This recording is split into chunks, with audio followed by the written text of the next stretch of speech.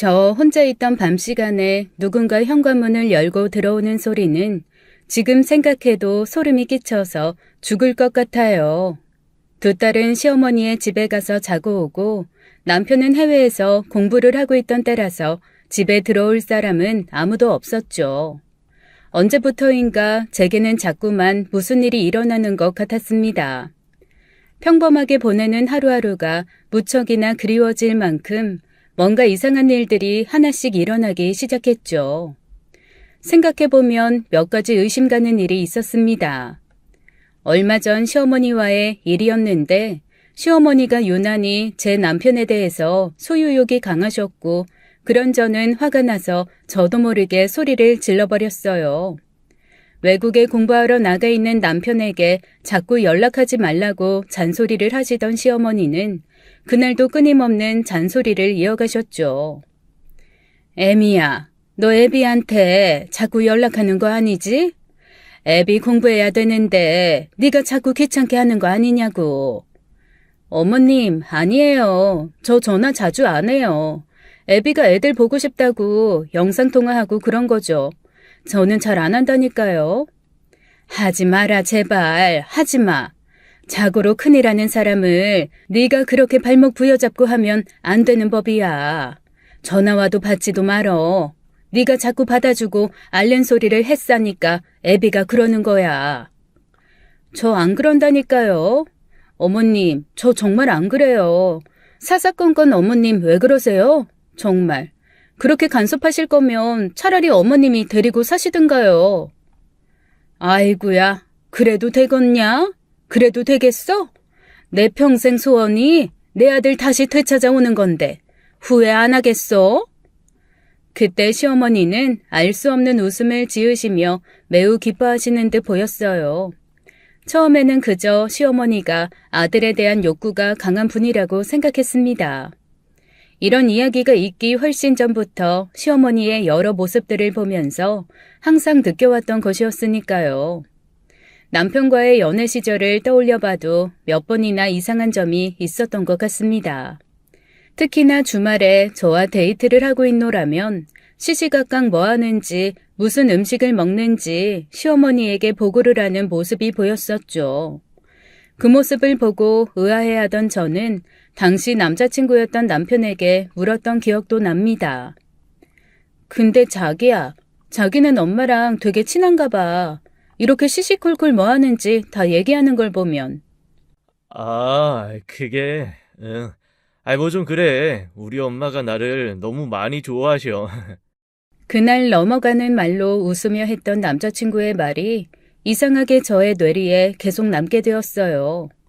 남자친구는 굉장히 따뜻하고 부드러운 사람이었습니다. 다른 사람의 부탁을 거절하지도 못하고 효심도 깊었어요. 어쩌면 그런 마음 때문에 제가 남자친구를 더욱 좋아했던 것 같기도 합니다. 직장에서 스트레스를 하도 받아서 그런지 제게 따뜻하게 말 한마디 건네주고 대해주는 사람에게 마음이 많이 열렸었던 시절이었죠. 어디 마음 놓고 털어놓을 곳도 마땅치 않았던 그 시절, 구세주처럼 지금의 남편이 나타났고 저는 제 모든 걸 다해서 사랑했습니다. 남편을 만난 것은 우연한 모임이었어요. 회사 지인이 만든 모임이었는데 제 또래의 젊은 남녀들 5-6명쯤이 함께 주기적으로 책도 읽고 영화도 보고 하는 취미생활 모임이라고 했습니다. 제가 좀 활동적인 성격이라서 책이나 영화를 자주 보는 편은 아니었는데 하도 회사에서 스트레스를 받다 보니 다른 곳에 가서 머리를 식히고 싶다는 생각이 들어 그 모임에 나가게 되었죠. 처음에는 모든 것이 낯설어서 말도 잘 안 하고 가만히 있었는데 점점 시간이 지나면서 한 남자가 제게 유난히도 관심을 보이는 것을 느꼈습니다. 그게 바로 지금의 남편이었는데요. 키도 크고 목소리도 좋은데다가 친절하기까지 해서 제가 눈여겨보고 있었던 사람입니다. 친구에게 조심스럽게 물어보니까 직장도 괜찮고 앞으로 공부에 뜻도 있는 스마트한 사람이라는데 그 말을 들으니 제 마음이 더 쏠리는 것 같았죠. 그러던 어느 날 제가 회사에서 된통 깨지고 기분이 너무 안 좋은 상태로 그 모임을 나가게 되었는데 그 남자가 그걸 딱 알아차리고 제게 다가와서 저를 위로해 주었어요. 세상에는 이해 못할 일들이 너무 많이 일어나는 것 같아요. 그쵸? 하지만 어디에선가 내 편은 있는 법이니까 너무 상심해하지 마세요. 오늘은 딱 제가 소민 씨 편 해드릴게요. 다 말하세요. 욕을 해도 다 들어줄 수 있습니다. 네? 아, 어떻게 하셨어요? 아주 쌍욕해주고 싶은 사람이 있다는 거. 표정 보면 다 알죠. 제가 평소에 얼마나 소민 씨를 집중해서 관찰하고 있는데요. 그 정도 알아야죠. 오늘 싹 다 말하고 잊어버려요. 아셨죠? 너무나도 멋지게 느껴지는 그 남자의 말에 제 기분은 한결 나아졌고 정말 그 남자를 붙들고 1시간은 넘게 직장 선배 욕을 했던 것 같아요. 한참을 다 들어주고 나서 그 남자는 오늘의 더러운 입을 소독해야 한다며 술을 한 잔 마시러 나가자고 했고 저는 그날 처음으로 단둘이 시간을 보내게 되었습니다. 서로에게 좋은 감정이 있다는 것을 확인한 저희 둘은 그날 이후 조금씩 가까워지기 시작했어요. 얼마 지나지 않아 연애라는 것을 할 수 있었죠. 이 모임을 만들어준 지인에게 그 남자에 대해서 물었고 저희의 관계를 눈치챈 지인이 제게 한마디에 충고를 했습니다. 근데 있잖아. 그 사람 전에 사귀었던 여친이 조금 정신적으로 이상했었나 봐. 그냥 뭐 개인적인 일이니까 신경 쓸 필요는 없는데 그래도 알고는 있어야 될 것 같아서. 전 여친이? 정신적으로 이상했다고? 그래서 헤어진 건가? 혹시 왜 그런지는 몰라? 되게 예쁘고 착하고 능력도 있는 여자라고 했었는데 갑자기 사귀다가 그렇게 됐나 봐. 한 3년 넘게 사귀었다고 했는데 아무튼 그런 줄 알고 있어. 지인의 말이 조금 이상하긴 했지만 그래도 크게 신경 쓰지 않았어요. 요즘 정신적으로 문제가 있는 사람들이 워낙 많기 때문에 제가 그것까지 터치할 일이 아니라고 생각했죠. 남자친구와의 연애는 아주 많이 달콤했고 하루하루 구름 위를 걷는 것처럼 많이 행복했습니다. 제게 너무나도 친절했고 주위의 평판도 좋았죠. 그런 남자친구를 만난다는 것이 그저 기분이 좋아서 하루 종일 웃고 다녔더니 회사에서도 제 표정을 보고 무슨 좋은 일이 있느냐고 물을 정도였습니다. 그런데 가끔씩 남친과 시간을 가질 때마다 유난히도 자주 연락 오는 남자친구의 어머니를 볼 수가 있었어요. 저녁 시간에도 연락이 오고 주말에 데이트를 즐기고 있으면 낮에도 연락이 왔죠. 뭐 충분히 가까운 모자지간이라면 그럴 수 있다고 생각을 하려고 했는데 가끔씩 남자친구가 전화를 받지 않으면 계속해서 전화가 온다는 것이 이상하긴 했습니다. 그리고 대부분 다 큰아들이 여자친구와 데이트한다고 하면 잘 연락하지 않는 게 보통인데 남자친구의 어머님은 정반대였어요. 분명히 제 앞에서 여자친구와 데이트를 하느라 늦게 들어간다고 말을 했는데도 불구하고 저녁 9시, 10시, 11시가 될 때마다 계속 연락이 왔습니다. 급기야 짜증이 좀 났던 남자친구는 수학이 넘어 자신의 엄마에게 좀 세게 말을 한 적도 있었어요. 엄마, 나 오늘 늦어요. 몇 번을 말해요. 그만 전화해요. 나 지금 아주 좋은 시간 보내고 있어. 엄마 그러니까 적당히 좀 하세요, 제발. 전화를 끊고 나니 남자친구의 얼굴 표정이 좋지 않았죠. 그 모습을 보니 좀 마음이 좋지 않아 저는 오히려 남친에게 좋은 말을 해주었습니다. 오빠, 어머니가 외로워서 그러신가 봐. 아버님 없이 오빠를 너무나도 애지중지 키워서. 사람들 말 들어보니까 이런 경우에는 거의 자식을 남편처럼 생각하는 경우도 많다고 하더라. 그만큼 오빠를 많이 의지한다는 거 아닐까? 그러니까 오빠 조금만 좋게 생각하자, 어? 고생고생해서 오빠 키워주신 고마운 분이잖아. 그래, 나도 알지. 우리 엄마 진짜 힘들게 고생해서 나 키워주셨지. 아버지 돌아가시고 외동아들 하나 달랑 있는 거 가외시키고 학원 보내느라 등골이 빠지셨을 거야. 그 좋은 세월 다 그렇게 보내셨으니. 그래도 가끔은 우리 엄마의 집착이 힘들 때가 있어. 미안하다, 이런 모습 보여서.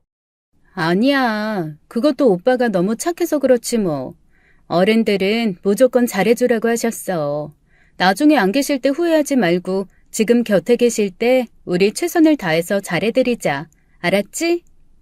저는 남자친구를 위로해 주었고 오히려 좋은 말로 남친 어머님을 포장까지 해주었습니다. 그로부터 얼마 후 저는 남자친구의 어머니를 소개받게 되었어요. 제가 생각한 것보다 더 선한 모습을 하시고는 저를 아주 친절하게 맞아주셨습니다. 어서 와요. 우리 아들 여자친구라고? 아이고 예쁘다. 정말 예뻐요. 부족한 우리 아들 잘 좀 챙겨줘요. 안녕하세요. 부족하긴요. 제가 오히려 더 부족한걸요. 만나 뵙게 되어서 너무 반갑습니다. 요즘 우리 아들이 너무 행복해서 입가에서 웃음이 떠나질 않네. 진짜 나는 그거 보기만 해도 너무 행복하고 좋아요. 내 아들이 좋다니까 얼마나 좋아. 세상에나 잘 왔어요. 잘 왔어. 남친 어머니의 말에 저는 그동안 제가 살짝 걱정했던 부분이 싹 가셨습니다. 그저 아들을 너무나도 아끼고 좋아하는 중년의 아주머니 그 이상 그 이하도 아니었죠. 다 같이 식사 자리가 이어졌고 남자친구 어머니는 제게 지난 힘든 일에 대해 말씀하셨어요. 애 아빠 죽고 온갖 고생 다 하며 우리 아들을 키웠네 그려. 아주 어찌나 힘들던지 한 번은 안 좋은 생각까지 한 적도 있다니까요. 그럴 때마다 우리 아들이 초롱초롱한 눈으로 나를 바라보면 그냥 그거 하나로 더 이를 악물고 버텼지 뭐야. 그래서 나한테는 우리 아들이 너무나 소중해요. 아가씨가 생각하는 것 이상으로. 충분히 그러실 수 있을 것 같아요. 저 같은 사람은 아마 어머님처럼 하지도 못했을 거예요. 이제 고생 그만하시고 편안하게 지내세요. 너무 고생을 많이 하셨다는 말씀을 들으니 가슴 한편으로는 눈물까지 쏟아져 나올 정도였어요. 여자의 몸으로 혼자 자식을 키운다는 게 얼마나 힘들었겠어요. 첫 번째 만남이 그렇게 끝이 나고 연애가 지속되면서 남자친구는 서서히 결혼 이야기를 꺼냈습니다. 평생 저와 남은 인생을 함께하고 싶다고 말하는 남자친구를 보며 저도 함께하고 싶었죠. 결혼을 하겠다는 다짐을 하고 남자친구 어머니께 연락이 몇 번 왔어요.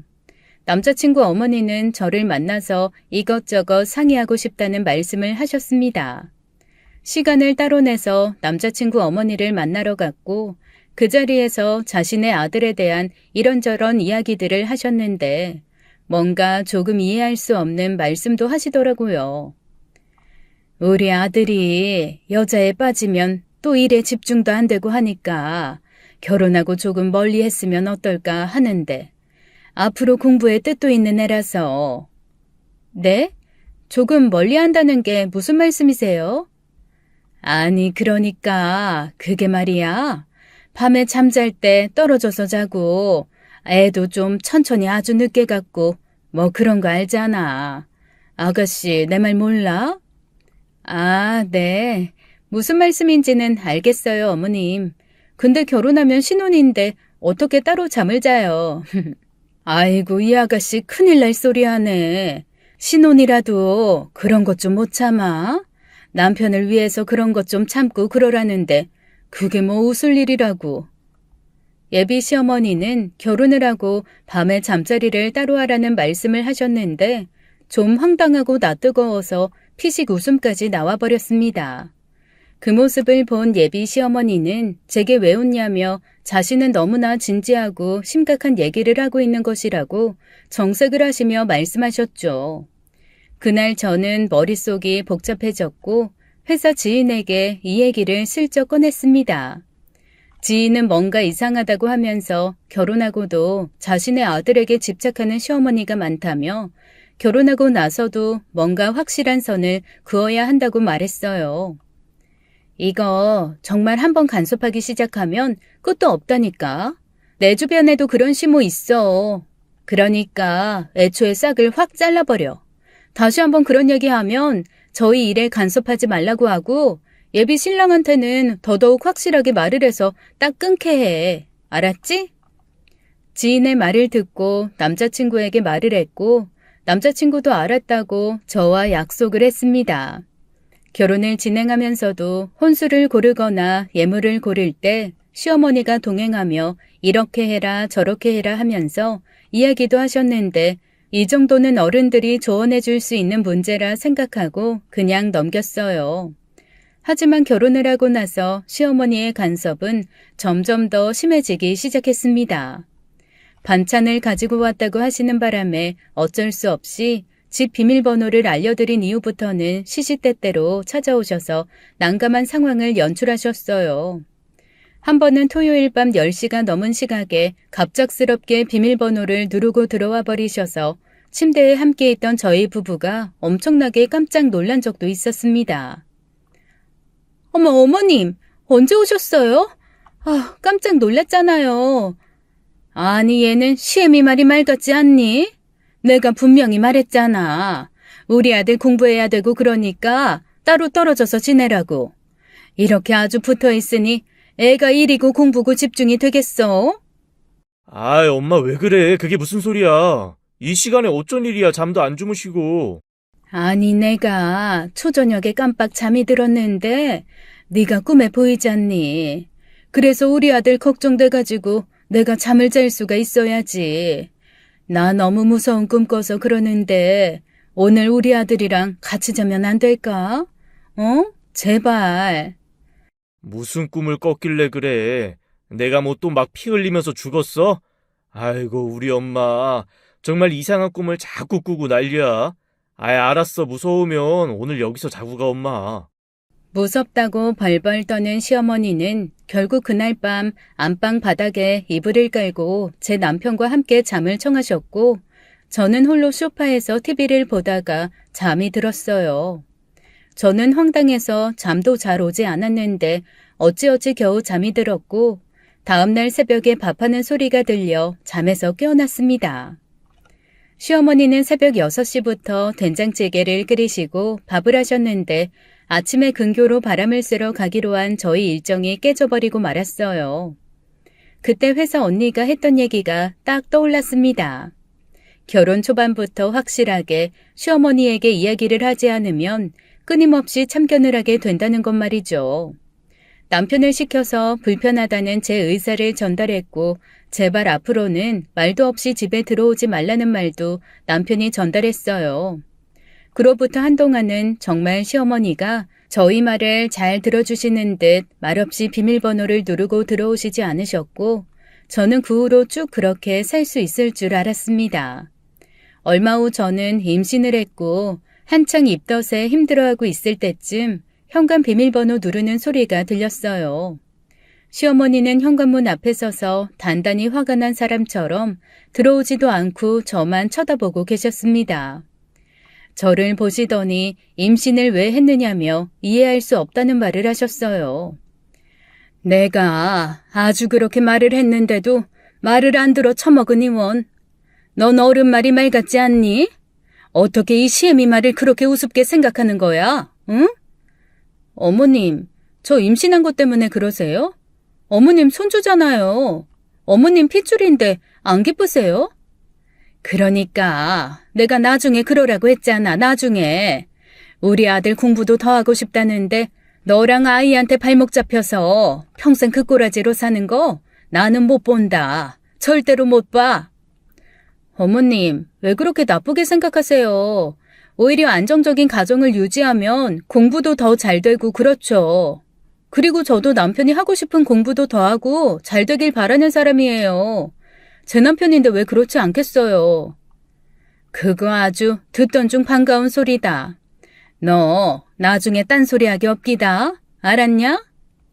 답답한 시어머니의 말에 저도 모르게 흥분을 했더니 머리까지 아플 지경이었습니다. 한바탕 제게 잔소리를 읊으시고 나가버린 시어머니는 남편에게 전화를 걸어 저 때문에 서럽다고 말을 했다고 해요. 제가 집에 들어오지도 못하게 하고 비밀번호를 바꿔버린다느니 하면서 반협박을 했다는데 얼토당토하지 않은 말 때문에 너무나도 기가 막혔죠. 타고난 효자인 남편과 그 일로 대판 싸우고 며칠간 말도 잘하지 않을 정도였습니다. 남편은 도무지 저를 이해할 수 없다고 하면서 여자들은 다 똑같다고 하더군요. 그러면서 은근슬쩍 옛날에 만났던 여자 이야기를 꺼냈는데 저를 만나기 전에 만난 여자친구가 하도 집착을 하고 그러더니 나중에는 정신병까지 걸려서 많이 힘들었다고 했어요. 왜 우리 엄마한테 다들 그러는 거야? 우리 엄마 정말 나 때문에 고생 많이 하신 분인데 다들 왜? 그냥 힘없고 불쌍한 노인네 뿐이잖아. 나 정말 힘들다 힘들어. 아니 여보, 그거 오해라니까. 내가 뭘 어쨌다고 그래. 어머님이 하신 말 다 믿지 말라고. 뭐? 그럼 우리 엄마가 없는 말이라도 지어냈단 말이야? 당신 어떻게 말을 그렇게 하냐? 옛날에 만나던 애도 그렇고 당신까지 우리 엄마를 왜 이렇게 싫어하고 모함하는 거야? 모자지간이 가깝게 지내는 게 무슨 죄야? 죄냐고! 남편이 너무 흥분한 탓에 더 이상 저는 아무 말도 할 수가 없었습니다. 그 후로도 몇 번 이런 일이 있었지만 저는 임신 중이라 따로 대응조차 하지 않았어요. 일부러 그냥 그렇게 하는 게 차라리 마음이 편했죠. 집 냉장고에 반찬이 다 바뀌어 있어도 남편의 옷장을 시어머니가 마음대로 정리해 버렸어도 한동안은 아무 신경도 쓰지 않았습니다. 그러는 사이 첫째가 생겼고 연이어 둘째까지 임신을 하게 되었어요. 연년생으로 임신을 하고 시어머니에게 얼마나 잔소리를 들었던지 뱃속의 아이가 불쌍하다는 생각까지도 했었습니다. 정신없이 아이를 키우며 사는 동안 남편은 회사에서 좋은 기회를 얻게 되었고 회사의 지원을 받아 해외에 나가서 공부를 할 수 있었어요. 남편이 오랜 기간 기다려오고 꿈꿔오던 기회라서 너무 좋긴 했지만 한편으로는 남아있는 저와 아이들의 걱정이 되기도 했었나 봅니다. 저는 그런 남편에게 용기를 주었어요. 절대로 이 기회를 놓치지 말라고 했고 할 수 있다고 힘을 주었습니다. 덕분에 남편은 해외로 나가서 공부를 하게 되었어요. 가기 전날 밤 많은 이야기들을 주고받았습니다. 남편은 특히 홀로 계신 시어머니를 많이 걱정했죠. 지나치게 간섭한다는 것 정도는 알고 있었기에 혹여라도 시어머니가 불편한 행동을 하더라도 그러려니 하고 넘어가 주기를 바랬고 나이도 있고 하시니 건강에 각별히 신경 써달라고 했습니다. 시어머니를 생각하면 저도 마음이 완전히 편하지만은 않았던지라 조금 신경은 쓰였지만 그래도 남편이 걱정할까봐 알았다고 대답했죠. 남편이 떠난 후에 저는 홀로 아이들과 함께 지냈어요. 그런데 생각보다 남편의 빈자리가 상당히 크더군요. 무슨 밥을 해도 맛있지가 않았고 얘기를 나눌 사람조차 없다는 생각에 조금 우울하기도 했습니다. 아이들을 재워둔 후 밤마다 소주 한 잔을 기울이며 이런저런 살아가는 이야기를 하고 싶어 많이도 외로웠어요. 남편 역시 그곳에서의 생활이 힘들고 가족이 그립다며 하루가 멀다 하고 전화가 자주 왔습니다. 다 잘 지내고 있지? 애들도 엄마도 다 잘 지내지? 너무 보고 싶다, 자기야. 당신이 차려준 따뜻한 밥 먹고 싶고 함께 자고 싶어. 그리고 너무 미안해. 나 혼자 공부하겠다고 당신 애들 독박 육아하게 만들고. 아니야, 당신 평생 소원인데 뭘. 회사에서 지원까지 받으니 얼마나 좋아? 난 좀 힘든데 그래도 우리 남편이 하고 싶은 꿈을 이루고 있으니까 응원해 줄게. 애들 걱정, 어머님 걱정은 하지 말고. 알았지? 고맙다, 자기야. 정말 고마워. 내가 자주 전화할게. 나도 애들 보고 싶어 미치겠어.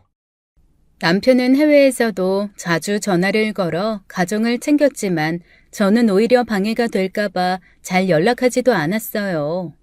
그런데 시어머니는 남편이 떠나고 난 후 수시로 저희 집에 들러 간섭을 하기 시작하셨죠.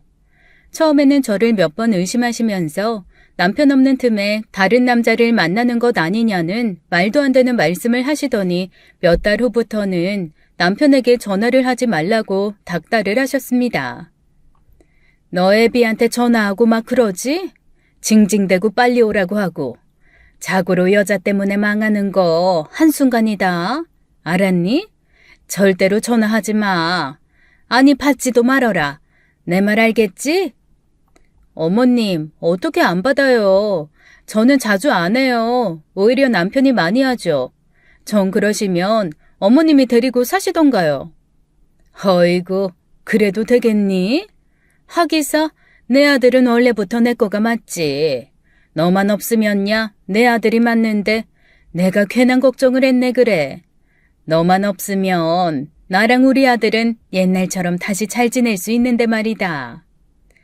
하도 남편에 대해서 간섭하시고 해외에 있는 남편의 속옷까지 본인이 일일이 정해주시는 시어머니 때문에 답답해서 데리고 사시라고 말을 했는데 그때부터 제게는 이상한 일들이 생기기 시작했어요.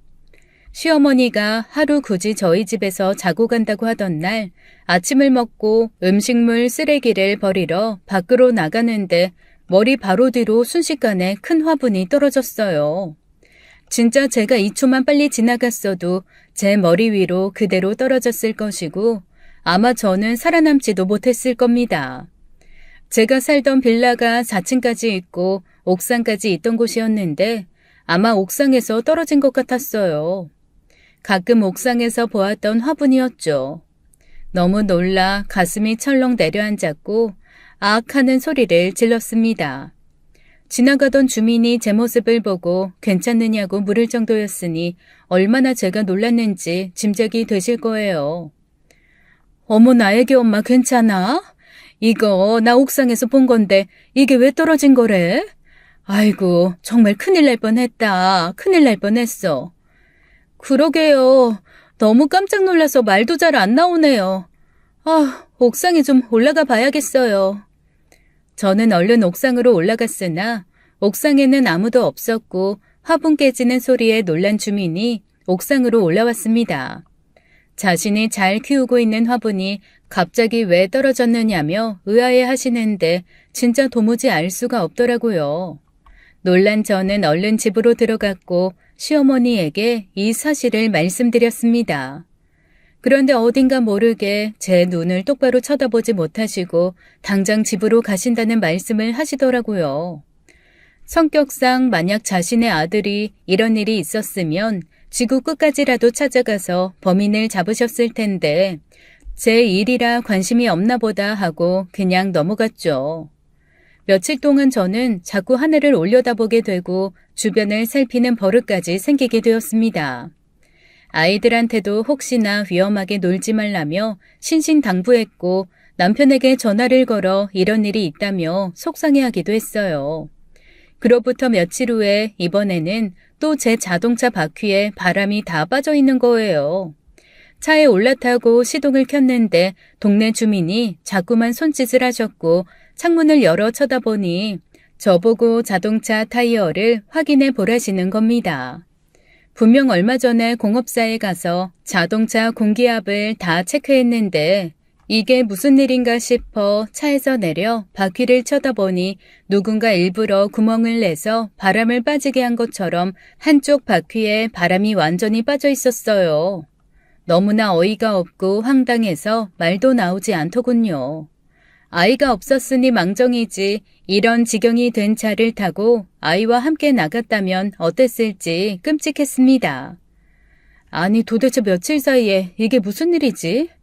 우연이라고 하기엔 너무 이상하잖아. 내가 동네에서 나쁜 사이로 지내는 사이도 없는데 왜 자꾸 이런 일이 생기는 건지 모르겠네. 여보 너무 보고 싶다. 나 그냥 마음이 허전하고 너무 우울하네. 당신 너무 보고프다. 해외에 있는 남편이 너무나 그리운 순간이었어요. 그 후로 며칠 동안 자동차에 올라타기 전에 계속 살피고 길을 걸으면서도 주변을 두리번거릴 정도로 뭔가 마음이 내내 불안했습니다. 아이들에게도 혹시나 주변을 잘 살피라고 전했고 조금이라도 다칠까봐 조마조마하기도 했던 것 같아요. 그리고 얼마 후에 시어머니에게 연락이 와서 잠시 나오라고 하셨습니다. 아이들이 모두 유치원과 학교에 간 시각이라 혼자 큰 대로변에 있는 카페로 향했죠.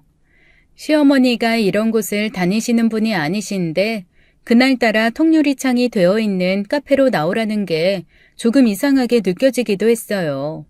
하지만 차라리 현관 비번을 누르고 집으로 오지 않는 것이 다행이라고 생각이 들어 얼른 그 카페로 향했죠. 맞은편에 있는 카페를 확인하고 횡단보도를 건너는데 순간 너무나 세게 오토바이가 오는 겁니다. 저는 너무 놀라서 확 멈추게 되었고 다행히 부딪히지는 않았는데 완전 치일 뻔한 순간이었어요. 너무 놀라서 소리를 질렀고 주변에 있던 몇몇 사람들이 괜찮냐며 물었어요. 어머나, 애기 엄마 괜찮아요? 아이고 세상에, 횡단보도를 이렇게 세게 가는 오토바이가 어딨어. 세상에, 왜 저렇게 세게 가는 거야? 저거 번호판 봤어요? 완전 또라이네. 애기 엄마한테 돌진하듯이 가는데 얼마나 놀랐는지 몰라요. 많이 놀랐죠? 옆에 있는 사람도 이 정도인데 확 스친 거 아니에요? 거의 닿을 뻔한 것 같은데. 일단 요 앞 약국에 가서 청심환이라도 하나 먹어야겠어요. 바닥에 주저앉아 버린 저는 온몸이 벌벌 떨리고 있었고 다행히 주변에 있는 마음씨 좋은 아주머니께서 부축해 주신 덕분에 일어날 수 있었어요. 그런데 순간 맞은편 카페 통유리에 앉아있던 시어머니의 얼굴이 보였습니다. 빤히 저를 쳐다보고 있었는데 미동도 하지 않고 그 자리에 가만히 앉아 있었죠. 아니 모르는 사람들도 깜짝 놀라서 제 곁에 다가와 괜찮냐고 묻는데 저를 이곳으로 부른 시어머니가 어떻게 이런 제 모습을 보고 아무 미동도 하지 않을 수가 있는지 너무나 황당했습니다. 머릿속에 오만 가지 생각을 하며 주변 사람들에게 부축받아 약국을 향했고 그곳 의자에 앉아 약을 먹고 한참이나 앉아있던 것 같아요. 잠시 후 약국에서 나가서 시어머니가 앉아있는 카페를 다시 보았는데 시어머니가 없어졌습니다. 분명히 아까 창문 가까이 앉아있었는데 그 자리가 텅 비어있더군요. 저는 얼른 시어머니에게 전화를 걸어보았지만 시어머니는 받지 않았죠. 이상한 생각을 한가득 안고 집으로 돌아오는데 어찌나 충격이 컸던지 온몸이 계속 벌벌벌 떨려왔습니다. 집으로 돌아온 눈치 빠른 첫째 아이가 제 얼굴을 보자마자 말했어요. 엄마, 얼굴이 왜 그래? 무슨 일 있었어? 엄마 식은땀도 나고 왜 이렇게 떨어? 엄마, 괜찮아? 우리 딸 오늘 학교에서 별일 없었지? 엄마가 좀 몸이 안 좋아서 그래. 너무 놀라서 좀 그렇네. 오늘은 외할머니한테 집에 오라고 하자. 엄마가 너희들 밥도 못 차려줄 것 같아서 미안해. 엄마, 내가 외할머니한테 전화할게. 엄마, 내가 이불 덮어줄 테니까 누워있어. 엄마, 아프지 마. 딸이 걱정해주니 눈물이 막 나오고 서럽더라고요. 어째서 이런 일이 계속해서 생기는지 막 너무 두렵고 그래서 그날은 친정엄마에게 도움을 청했습니다. 친정엄마는 일을 하고 계셔서 바쁘셨었는데 저를 위해서 특별히 휴가까지 내시고 다음 날까지 집에 함께 계셨어요. 엄마의 얼굴을 보자마자 저도 모르게 막 눈물이 쏟아져 나와서 아까 낮에 오토바이에 치일 뻔한 이야기와 시어머니의 모습을 막 얘기해 버렸습니다. 친정엄마는 그 말을 듣고는 뭔가 불안하다면서 친정에 가서 함께 있자는 말씀을 하셨어요. 하지만 아이들 학교 문제도 있고 여러 가지로 친정에서 지낼 여력은 되지 않았죠. 친정엄마는 시어머니에게 전화를 걸어서 아까 일에 대해서 여쭤봐야 한다고 하셨지만 시어머니는 전화를 받지 않으셨습니다. 제 전화기로도 해보고 친정엄마 전화기로도 해보았지만 절대로 전화를 받지 않으시더군요. 분명히 저를 보고 아무렇지 않은 척 가만히 있던 시어머니의 얼굴이 계속 떠올라 미쳐버리는 줄 알았답니다. 친정엄마는 뭔가 이상하다는 생각을 하시면서도 설마 제 시어머니에 대해서 안 좋은 생각을 하지는 말라고 하셨죠.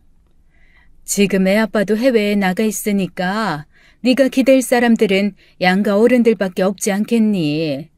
엄마도 우리 딸이 말한 게 조금 마음에 걸리긴 하지만 그래도 설마 하니 뭐가 있겠어? 아무 생각하지 말고 그저 편하게 생각하자. 안 싸돈도 분명히 뭔가 도움을 주실 수 있을 거야. 엄마, 아까 엄마가 그 모습을 못 봐서 그래. 하나밖에 없는 며느리가 오토바이에 치여서 큰일 날 뻔했는데 빤히 지켜보고 가만히 있다가 그냥 없어졌다는 게 말이 돼? 저번에 빌라에서 있던 일도 시어머니가 우리 집에 놀러 오신 날이라서. 에휴, 쓸데없는 생각하지도 마. 설마 하니 인간의 탈을 쓰고 그럴 리가 있겠니? 그러지 말어. 애들 할머니고 네 남편 낳아주신 분이야. 엄마 말 무슨 말인지 알지? 최대한 좋게 생각하고 의지하고 자꾸 찾아뵙고 가깝게 지내. 귀에 들어오지 않는 친정엄마의 말에 억지로 대답을 하고 저는 또 하루하루를 보내게 되었습니다. 지나가는 오토바이만 보아도 경기를 일으킬 정도로 깜짝깜짝 놀라며 최대한 외출을 삼가하면서요. 며칠이 지났을까 그토록 전화도 받지 않으시던 시어머니가 전화가 와서 아이들이 보고 싶다며 놀러 오라는 말씀을 하셨습니다. 그때는 몸이 안 좋아서 카페에 나오지 않았었다고 하면서 말이죠.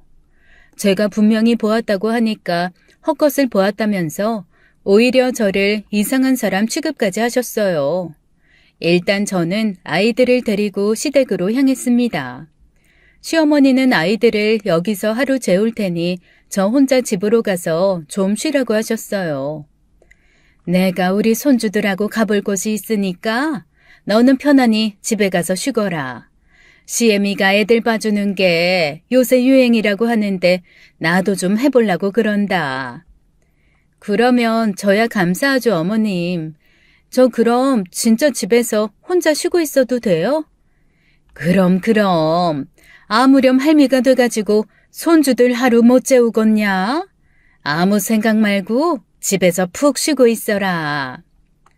시어머니의 말대로 저는 아이들을 맡기고 집으로 돌아와 소파에 편안히 앉아 TV를 보고 있었습니다. 그날따라 날이 후덥지근하고 더워서 얇은 옷 하나만 입고 벗어둔 채로 선풍기를 틀어놓고 있다가 깜빡 잠이 들어버렸어요. 그런데 잠시 후 누군가 비번을 누르는 소리가 들려왔고 순식간에 어떤 남자가 문을 열고 들어와 제게 다가왔습니다. 당신 뭐야? 누구야? 이거 안 나? 뭐야?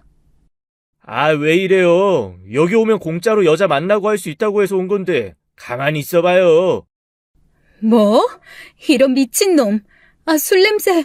당신 주거 침입죄로 당장 경찰에 신고할 거야? 저는 곧바로 경찰에 신고를 했고 그 남자는 순간 어리둥절한 표정을 하며 저를 쳐다봤어요. 아, 왜 이래요? 장난이죠? 아이, 생각을 해봐요. 주거 침입죄가 말이 돼요?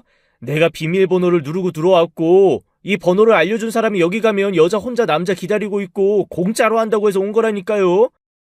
뭐라고요? 아니 그럼 그게 정말이에요? 황당한 건 바로 저예요. 아이씨, 미친 할망구를 봤나.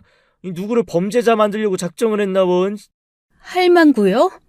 이 집 비밀번호 알려준 사람이 할머니예요? 어떻게 생겼는데요? 이름은요? 아이, 그걸 제가 어떻게 알아요. 그냥 술 취해서 길거리 지나가고 있는데 어떤 할머니가 마스크랑 모자 뒤집어 쓰고 다가오더니 한번 공짜로 여자 만나고 가라고 하면서 이 쪽지 줬다니까요. 아이, 봐봐요 이거. 아이씨, 재수없어 정말. 나 범죄자 아니라고요. 나 아무 죄 없어요. 낯선 남자의 말은 정말 너무 기가 막혔습니다. 이게 진실이라면 도대체 누가 이런 말도 안 되는 얘기를 했으며 주소와 비밀번호까지 알려준 것일까요? 잠시 후 정신을 차려보니 밖은 벌써 어두컴컴해져 있는 상태였습니다. 이게 도대체 무슨 난리인지 아무리 생각해도 이해가 되지 않았죠. 그 남자는 제가 경찰을 부른 것을 보고는 도망을 가버렸어요. 안간힘을 다해서 그 남자를 잡으려고 했지만 여자가 남자임을 이길 수가 없죠. 결국 경찰이 도착하기도 전에 그 남자는 없어져 버렸고 결과적으로 사건을 해결하기가 힘들어지게 되었습니다. 저는 남자가 건네준 쪽지를 경찰에게 주면서 이런 짓을 한 사람을 꼭 찾아달라고 했는데 문득 제 머릿속에 시어머니의 얼굴이 떠올랐어요. 오토바이에 치일 뻔했던 그날도 생각이 나면서 마치 이번 일도 시어머니가 다 꾸민 일일 수도 있다는 생각이 너무나도 확실하게 들었죠. 하지만 아이들을 데리고 나간 시어머니를 막무가내로 의심할 수도 없는 노릇이고 경찰도 시간을 두고 조사를 철저히 해본다고 하셨습니다. 도대체 무슨 일이지? 집 비번 아는 사람, 그리고 그 집에 내가 혼자 있는 걸 아는 사람, 아무리 생각해도 그건 어머님 뿐인데. 어머님이 왜 나를? 하나뿐인 며느리고 자기 아들 부인이고 손주들 엄마인데 왜 이렇게까지? 아닐 거야. 그래, 내가 미쳤지. 이런 생각하는 내가 잘못된 걸 거야. 마음속으로 한 100번쯤은 이 생각을 했던 것 같아요. 시어머니에 대한 불신이 생기는 순간 걷잡을 수 없이 커질까봐 애써 마음을 돌려먹으려고 애썼는지도 모릅니다. 잠시 후 경찰서에서 집으로 가면서 아이들에게 전화를 걸었더니 작은 아이가 이미 잠에 들어 있었어요. 아이들은 오늘 밤에 이곳에서 자고 가는 것 아니냐고 물었지만 혼자 있기가 너무 힘들었던 저는 직접 아이들을 데리러 갔습니다. 저는 일부러 시어머니에게 아무 말도 하지 않았고 시어머니의 눈치를 살펴보았어요.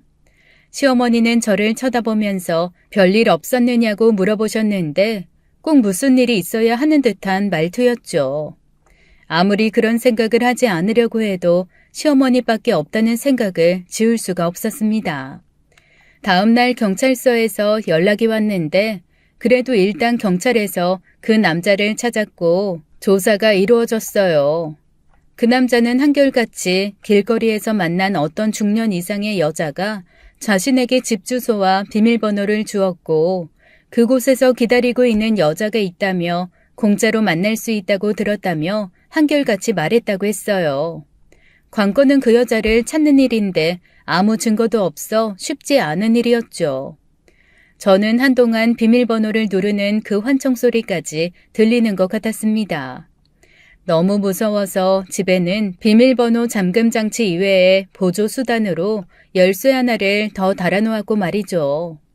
남편이 걱정을 할까봐 말도 안 하고 꾹 참고 있었는데 얼마나 힘들었는지 몰라요. 여자 몸으로 이런 일을 당할 뻔했다는 것은 평생을 두고 남을 상처가 되는 일이었답니다. 저는 그날 이후 집 이사를 결정했고 아이들에게 신신당부했습니다. 얘들아, 우리 집 이사 가는 거 할머니한테는 절대로 말하면 안 돼. 알았지? 나중에 엄마가 할머니 초대할 거니까 그때까지는 얘기하지 마. 근데 왜?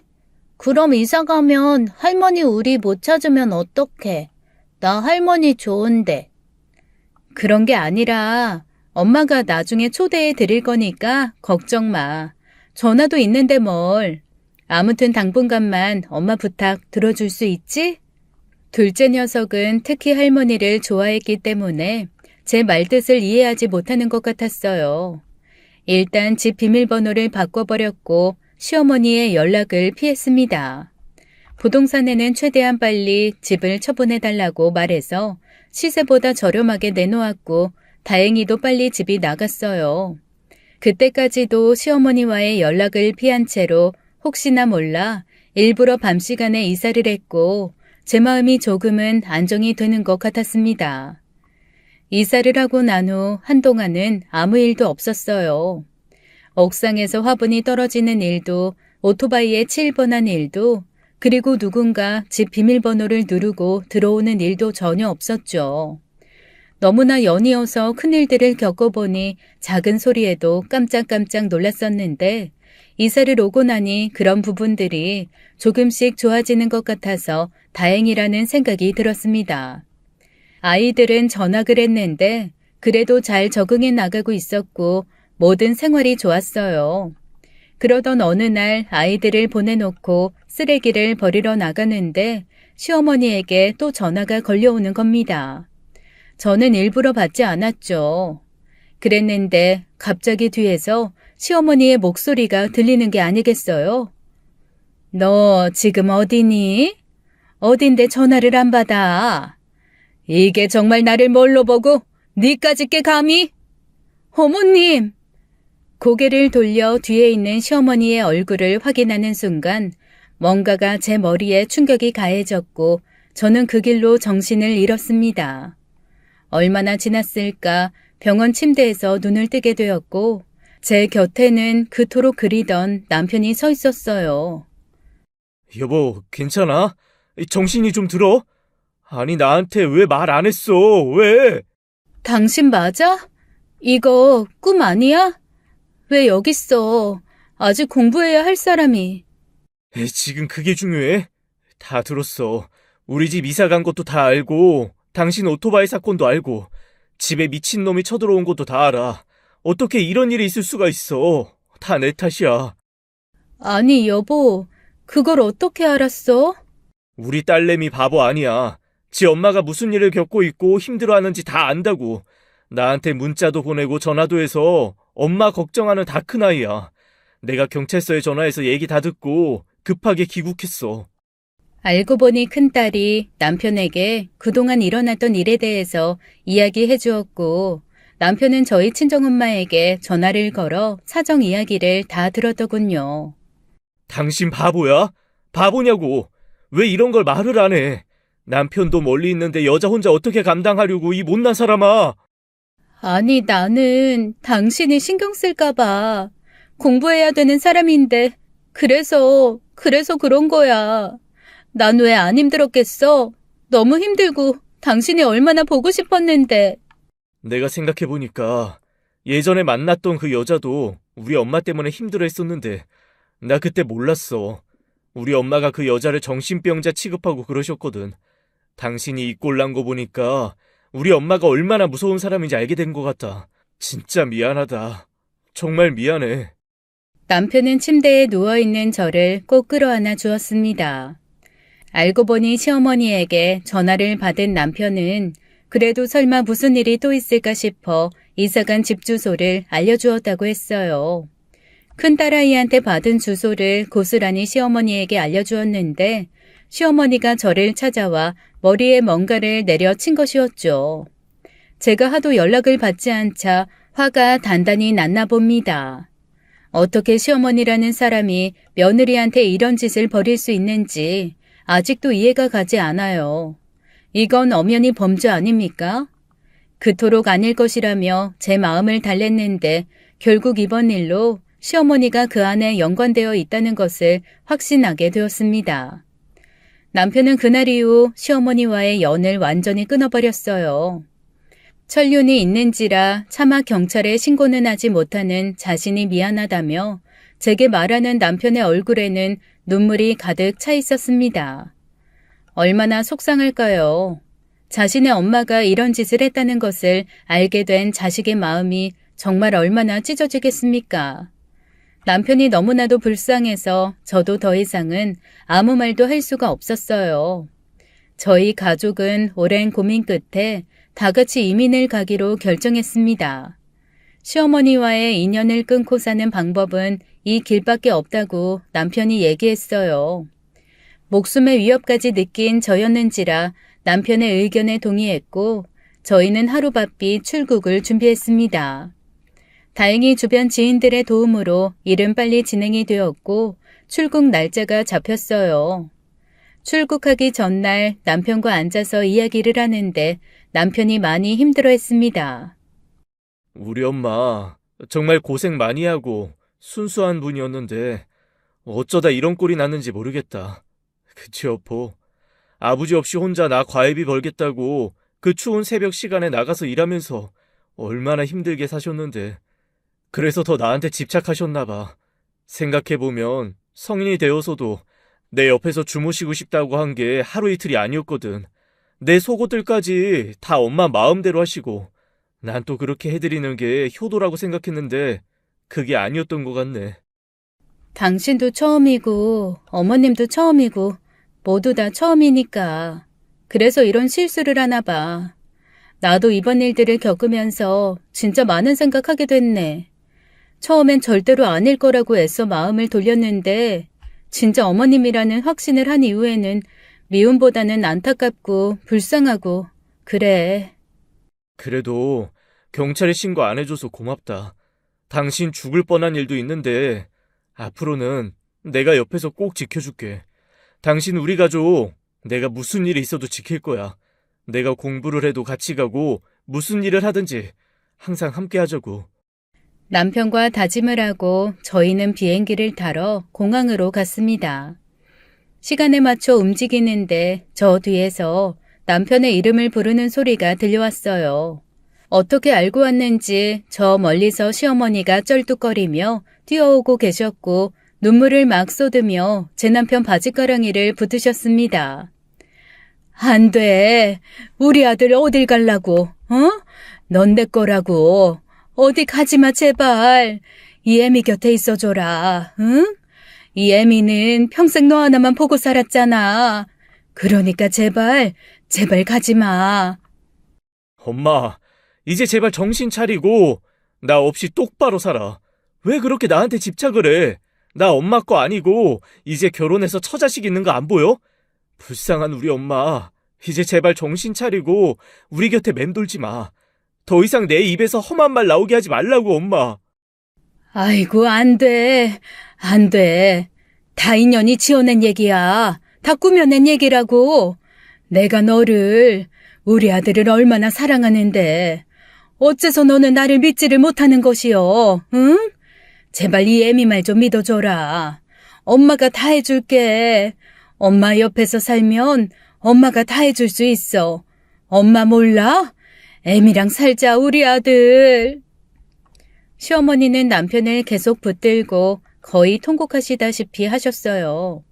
주변 사람들은 다 이 광경을 쳐다보게 되었고 결국 남편은 시어머니를 매몰차게 끊어버린 후 비행기에 올라타게 되었습니다. 처음에는 부탁하는 말로 하던 남편도 잘못된 시어머니의 말에 더 이상 참지 않았죠. 뒤도 돌아보지 않고 비행기를 타러 들어가는 남편의 모습이 제가 보기에도 차갑게 보였습니다. 시어머니는 끝까지 잘못했다는 말도 없이 제가 이상한 며느리라서 모자 사이를 갈라놓는다는 말씀을 하시더군요. 도대체 왜 그렇게까지 생각하시는지 이해할 수 없지만 아들에 대한 뭔가 잘못된 집착과 애정이 있으신 것 같았습니다. 병원에 가서 치료를 받지 않으면 절대로 나아지지 않을 것 같은데 혼자서 과연 치료를 받으려고 하실지 모르겠네요. 만약 그런 일을 벌인 사람이 남이었다면 저도 가만히 있지 않았을 거예요. 지금도 가끔 너무 화가 나서 꿈에서 시어머니를 막 때리다가 깨기도 하는데 그래도 남편을 낳아주신 분이기 때문에 참고 있는 것 같습니다. 저희는 그렇게 외국에 나가서 둥지를 틀었어요. 고급스러운 곳은 아니었지만 몇 년 이곳에 살면서 아이들도 영어 공부를 하고 좋다는 긍정적인 마인드로 시작했죠. 처음에는 모든 게 너무 낯설었고 음식도 입에 맞지 않아 고생을 했는데 사람은 역시 적응의 동물인가 봅니다. 시간이 지나면서 차츰 적응이 됐고 아이들도 친구를 사귀는 모습을 보니 마음이 뿌듯해졌어요. 모든 게 행복하게 지내던 어느 날 밤 누군가 또 비밀번호 누르는 소리가 들려왔습니다. 남편도 아이들도 모두가 함께 집에서 자고 있는데 삐삐삐 하는 비밀번호 누르는 소리에 화들짝 놀라 현관으로 향했어요. 몇 번이나 계속해서 누르는 소리에 남편은 결국 경찰을 불렀고 다행히 근처에 있던 경찰이 빨리 출동해 그 남자를 현장에서 체포할 수 있었습니다. 저는 순간 예전에 그 무서웠던 일이 떠올라서 몸서리가 쳐졌어요. 한동안 잊고 살던 그 일이 생각이 나서 미칠 것 같았죠. 남편의 팔을 붙들고 벌벌 떨고 있었고 남편은 그런 저를 꼭 안아주었습니다. 경찰에 출동해서 그 남자는 술에 취해 횡설수설 말을 이어가더군요. 다행히 한국 사람이라서 한국말로 얘기했기에 저희가 다 알아들을 수 있었죠. 아니, 그게 말이야. 어떤 늙은 아줌마가 친절하게 집을 알려줬는데 이상하다. 뭐요? 그게 무슨 말이야? 어떤 아줌마가 집을 알려줘요? 아이, 그래서 여기 우리 집인 줄 알고 온 거라고. 우리 집 아니었어? 이상한 애고 참. 그 노인네 어디 간 거야? 분명히 요 앞에서 나 데려다 줬는데. 엄청 착한 노인네 있어. 도대체 당신 무슨 말을 하는 거야? 술을 마셨으면 곱게 집에 들어가야지. 왜 남의 집에 와서 비밀번호를 그렇게 눌러 제껴? 이거 엄연히 주거 침입죄에 해당하는 거라고. 그러니까 내가 문을 열고 들어간 게 아니라 우리 집인 줄 알고 잘못 눌렀다니까. 그게 그 어떤 노인네, 아니 늙은 아줌마가 알려줬다고 하잖아. 우리 집이라고 하니까 나는 참 친절하다 했는데 그게 왜 아이씨 짜증나 정말. 남편과 낯선 남자가 이야기를 나누는 동안 저는 또 무언가 이상한 생각이 들기 시작했습니다. 지난날 시어머니가 제게 그랬던 일들과 너무나 똑같은 상황이었는지라 또 다시 막 불안하고 온몸이 떨렸죠. 일단 경찰서로 가서 그 남자에게 저희 집을 알려준 여자의 대략적인 생김새라도 듣게 되었는데 작은 키에 약간 사투리를 쓰는 허스키한 목소리 등이 마치 저희 시어머니를 연상케 했습니다. 남편의 표정은 점점 어두워지기 시작했고 남편 역시 저와 똑같은 생각을 하고 있는 것 같았죠. 아무래도 이상하다. 엄마가 어떻게 알고? 그럴 리 없는데. 나 분명히 말한 적이 없는데. 그러게, 나도 말씀드린 적 없어. 근데 우리 출국하는 날 공항에 나타난 것도 그렇고 아까 그 남자가 말한 인상착의도 그렇고 뭔가 이상한 게 한두 개가 아니네. 어떡해 여보? 뭘 어떡해. 당신은 아무 신경도 쓰지 마. 그냥 우리는 예전처럼 우리의 삶을 살면 돼. 만약 한 번만 더 이런 일이 일어나면 내가 무슨 일이 있어도 찾아내서 경찰에 신고할 거야. 그게 우리를 위해서 또 엄마를 위해서 좋은 일인 것 같아. 그런데 그 후로도 두어 번 그런 일이 더 일어났고 결국 남편은 저희 집 부근에서 배회하고 있는 시어머니를 발견했습니다. 남편은 그 길로 시어머니를 모시고 한국으로 들어가 시어머니를 정신병원에 입원할 수 있게 절차를 밟았어요. 다행히 시이모님이 근방에 계시는 병원이어서 시이모님이 가끔 들여다볼 수 있게 되셨나 봅니다. 저와는 마주치게 하고 싶지 않다며 남편 혼자 자신의 어머니를 병원에 입원시키고 다시 집으로 돌아와 엄청나게 많이 울더라고요. 얼마나 마음이 아팠을까 짐작도 되지 않지만 그런 남편을 꼭 껴안아 주었고 저희 가족은 더더욱 단단해졌던 것 같습니다. 그 뒤로는 이상한 사람이 저희 집에 찾아오는 일도 없었고 제게도 더 이상 아무 일도 일어나지 않았어요. 평온하게 하루하루를 보내는 일상을 보낸 덕분에 저는 마음의 안정을 되찾게 되었고 간간히 먹던 수면제도 끊을 수 있었습니다. 사람의 일은 한 치 앞도 알 수가 없다더니 제가 이번 일을 겪으면서 딱 그 생각을 했네요. 좋은 남자를 만나 결혼했고 또 남편이 좋은 기회를 얻어 해외에 공부까지 하러 갔는데 시어머니에게 이런 일을 당할 것이라고는 상상조차 해본 적이 없었으니까 말이죠. 시어머니도 마음과 정신의 병을 꼭 고쳐서 자신의 아들, 며느리, 그리고 손주들과 인생의 노년을 웃으며 함께했으면 좋겠다는 바람이 있습니다.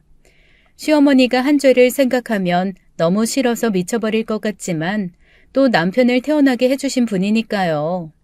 제 사연은 여기까지입니다. 오늘도 행복한 하루 보내세요.